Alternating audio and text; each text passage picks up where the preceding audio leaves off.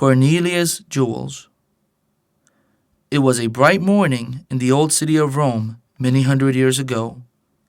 In a vine-covered summer house in a beautiful garden, two boys were standing. They were looking at their mother and her friend, who were walking among the flowers and trees. "Did you ever see so beautiful a lady as our mother's friends?" asked the younger boy, holding his tall brother's hand.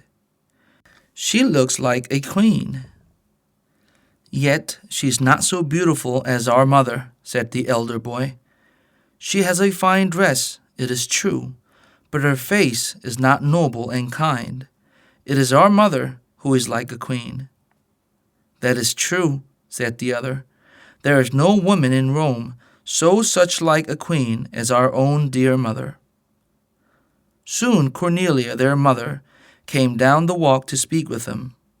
She was simply dressed in a plain white robe. Her arms and feet were bare, as was the custom in those days, and no rings nor chains glittered about her hands and neck. For her only crown, long braids of soft brown hair were coiled about her head, and a tender smile lit up her noble face as she looked into her son's proud eyes.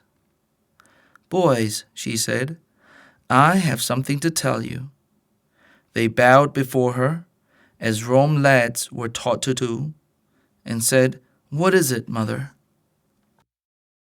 "You are to dine with us today, here in the garden, and then our friend is going to show us that wonderful casket of jewels of which you have heard so much." The brothers looked shyly at their mother's friend.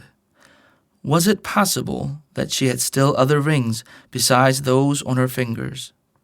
Could she have other gems besides those which sparkled in the chains about her neck? When the simple outdoor meal was over, a servant brought the casket from the house. The lady opened it. Ah, how those jewels dazzled in the eyes of the wondering boys! There were ropes of pearls, white as milk and smooth as satin, heaps of shining rubies, red as the glowing coals, sapphires as blue as the sky of that summer day, and diamonds that flashed and sparkled like the sunlight. The brothers looked long at the gems. "Ah," whispered the younger, "if our mother could only have such beautiful things." At last, however, the casket was closed and carried carefully away. "Is it true, Cornelia, that you have no jewels?" asked her friend. "Is it true, as I have heard it whispered, that you are poor?"